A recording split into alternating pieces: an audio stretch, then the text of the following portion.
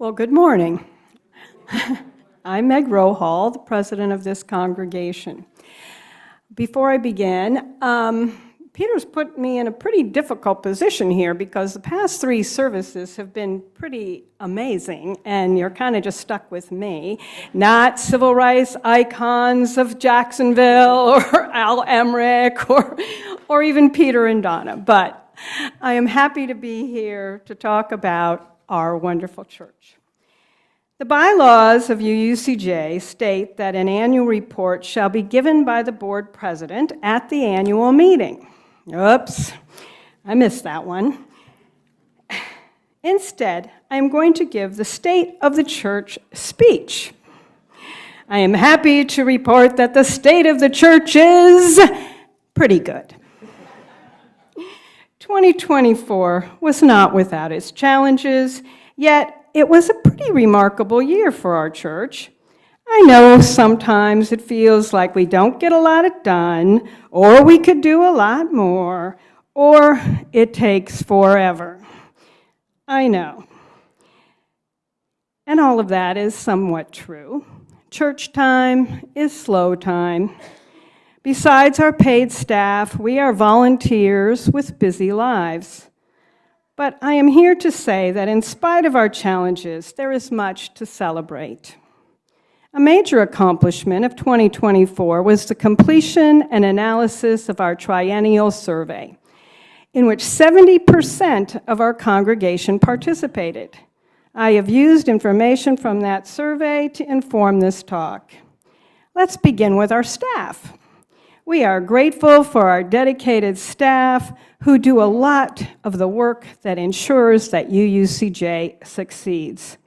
This year we said goodbye to our wonderful church administrator, Laura Tavaloras, but we were fortunate to be able to fill the positions with 2 outstanding women, Virginia DeRoy, a longtime member and former administrator, and Jeanette Akers.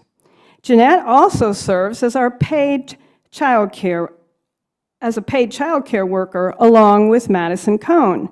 Having paid staff to oversee our child care room for our youngest children and supported by trained attendants and not dependent on our volunteers started this year. Our communications director, Tina Ramey, keeps up our website, publishes our weekly newsletter, and does much more behind the scenes to market UUCJ. In fact, she is putting the finishing touches on a new brochure.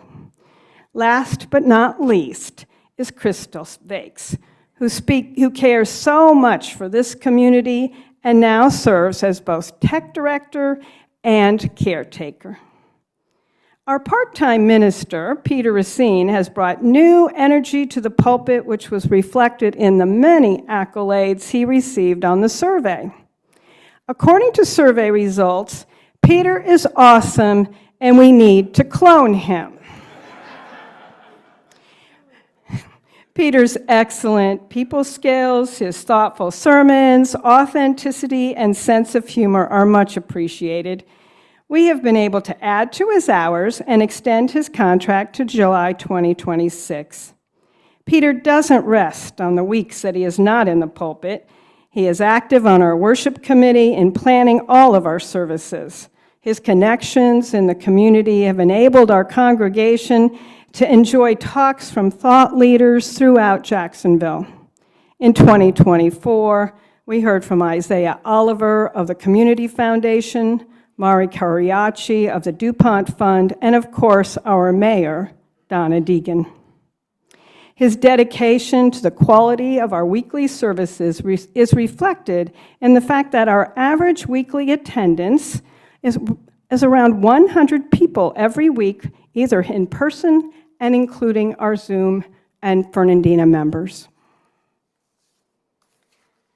As exciting as it is to have these dignitaries, Peter has also encouraged our own members to be part of the services. I would love to give a shout out to every one of you who gave a sermon this year, because now that I am standing here doing this, I'm telling you, this minister gig is not easy. Our music committee works very hard to provide artists of various genres. The survey indicated that 75% of our members wish to keep the mini concerts. And after this morning's mini concert and the wonderful music we get to have, I can understand why. The mini concerts not only provide us with exposure to wonderful artists from Jacksonville area and around the country, we are helping to promote the arts, even if the stipend we can afford to give these wonderful artists is small. Funding of the arts has been drastically cut in Florida. Support of these artists is part of our mission. The return of our RE program, and this is where I'm going to get emotional. The return of our RE program is the single best thing that happened this year, in my opinion. It is so wonderful to celebrate this small group of young adults who were raised in this church.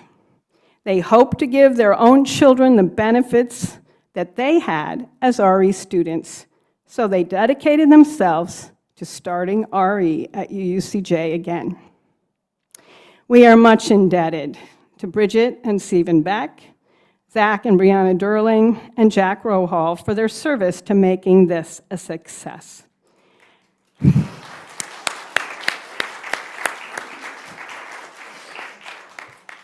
They created beautiful spaces for the children in rooms that really needed a lot of help, offer an inspiring curriculum, and as a result, we are seeing more children every week.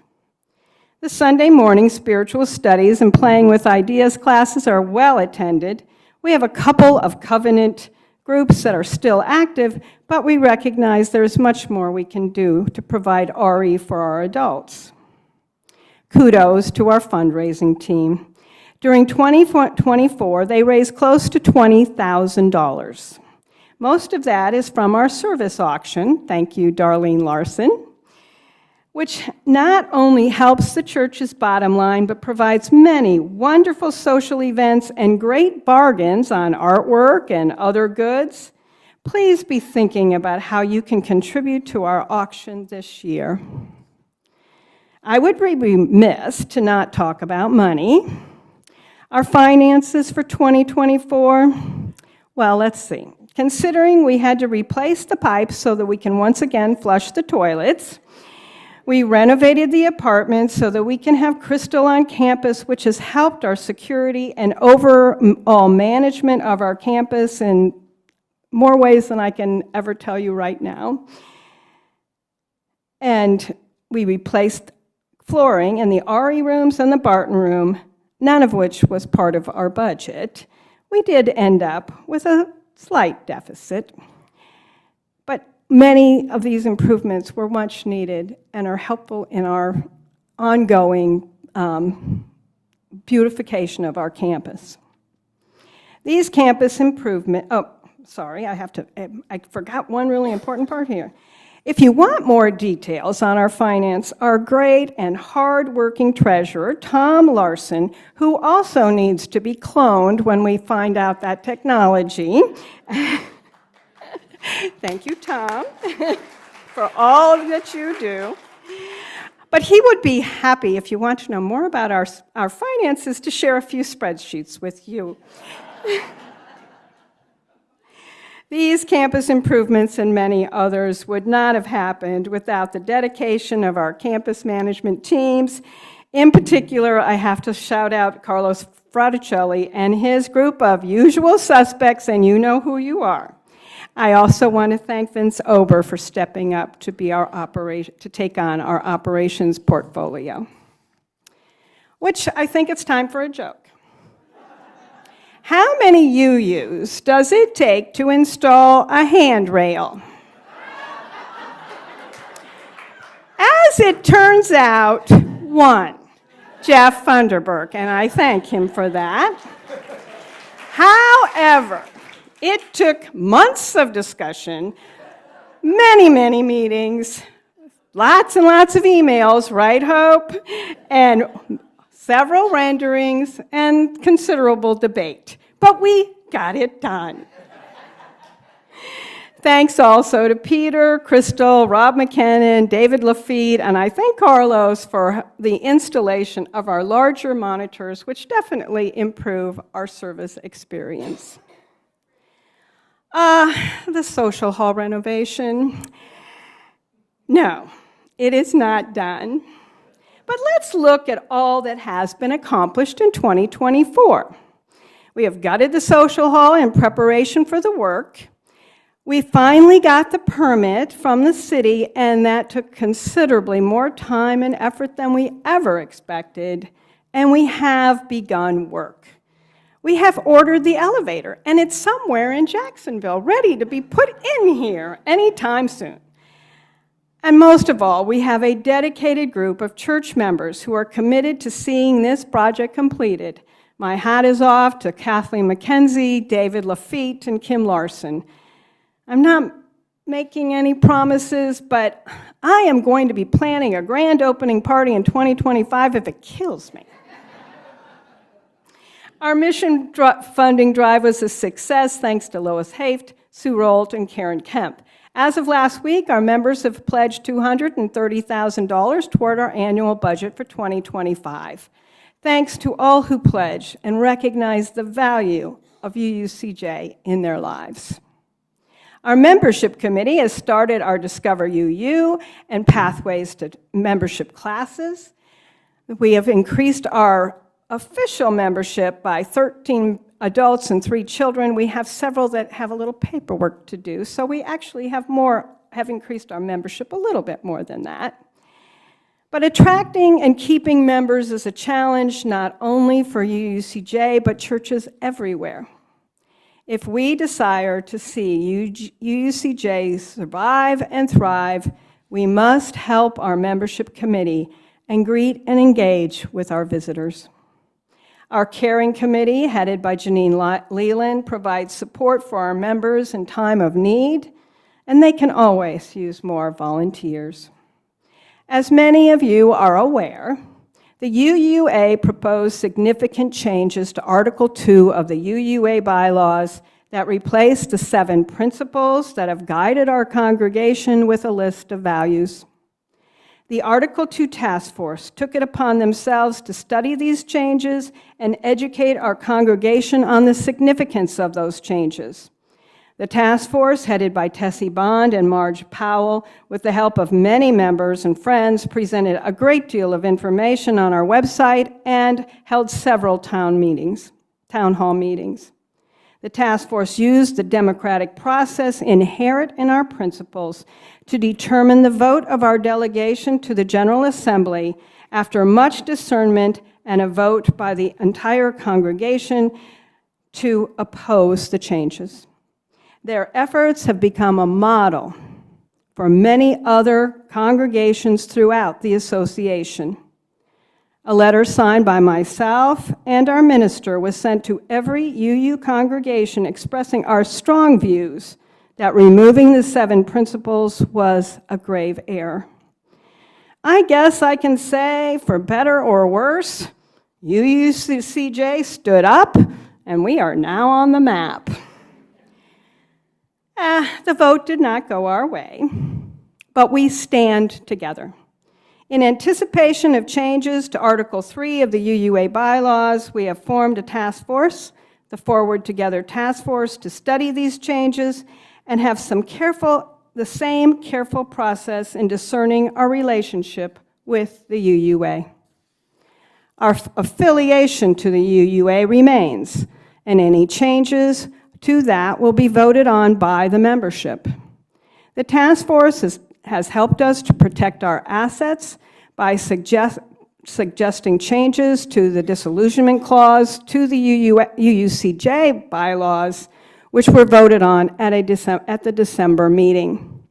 The assets of our endowment through the UUCJ Foundation have been moved out of the UUA Common Endowment Fund to be locally managed, and thus providing further protection and control in the unlikely event of the disillusionment of this church. Our annual budget for 2025 reduces our contribution to the UUA to $1,000. Last week, I had the pleasure of attending the service in Fernandina Beach. Our East Nassau members are a vital part of our congregation. They contribute time and treasure to this church, and we are grateful for their continued support. At the end of 2024, they moved their meeting place for services to the Council on Aging Senior Center. It has been a pleasure to get to know them better by sharing joys and sorrows on the screen. But please consider taking the lovely drive to Amelia Island and attend a Sunday service with them to get to know them in person, and you get to enjoy a lunch afterwards. So, this has been a difficult week for many of us. Our cherished democratic values are being shattered.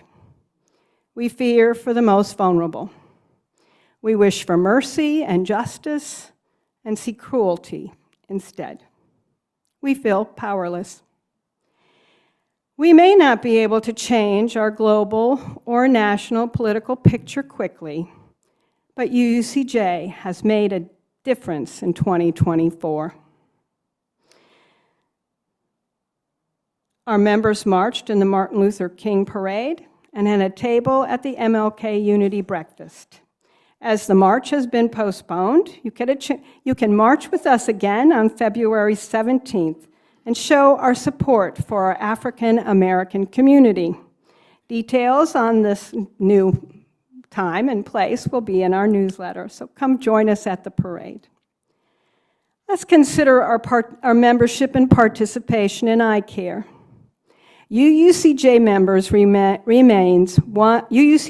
remains one of the leading congregations that support the interfaith effort that works to make significant changes for social justice in Duval County. In 2024, we received the Pacesetter Award, had 79 people attending the Nehemiah Assembly, and contributed $13,700 to eye care. UUCJ collected 5,000 pounds of food for Arlington Community Services, including the only fresh food that is available because of our support of the Arlington Community Garden. We are generous. UUCJ collected $15,800 for a variety of nonprofits through our special collections. Considering several of these collections were matched, Read USA, the Center for Central American Empowerment, and the UU Service Committee, our total contribution was actually almost $30,000. Among other things, these collections provided free books to students at our neighborhood school, Arlington Heights, built homes in Central America, and provided 2 weeks of meals for homeless families at Family Promise. We provided space for English as a second language classes and a sewing program on our campus. We are supporting our Afghan refugee neighbors. A citizenship class will start on February 1st. Please consider volunteering. As Margaret Mead stated, never doubt that a small group of thoughtful, committed citizens can change the world. Indeed, is the only thing that ever has. Our mission statement, which includes the words "to change the world," seems trite, but we can congratulate ourselves on being that small group of committed citizens in 2024. The word that came through in the survey consistently was community. As I walk into this beautiful sanctuary after passing our beautiful, well-attended welcome garden, I know I have found a community that cares. It is my honor to serve this community and move us forward in 2025. The board conducted a retreat to analyze the survey results and establish goals for 2025. We listened to you, and didn't put the survey on a shelf somewhere. We identified 5 goals: member engagement, communications and marketing, campus renewal, social action, and vision. Further details will be communicated soon. Thank you so much.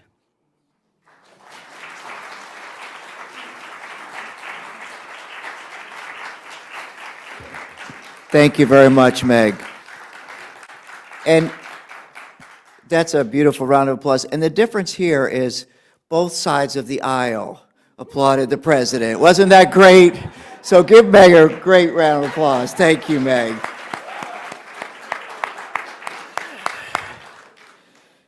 Before we close, I'm inspired and excited about what lies ahead for this year, and I know you are too. The end of our unison affirmation says that to the end that all souls shall grow into harmony with the divine, and thus do we covenant with one another. And however you call that, the divine, the universe, the higher power, the connection, this is what we need to do in our community. Transcend issues and differences and connect with each other and with the higher power, however we see that higher power to be. And that can simply be connection. But that is so important to us as we connect. There is a saying that says that 20% of any organization does 80% of the work. That doesn't work here. Believe me, we all pitch in our talent, time, and treasure. In fact, as a small congregation, we would not exist if that formula was in place. We talk about everything, and although I kid Tom occasionally, the finances are the skeleton of our operation.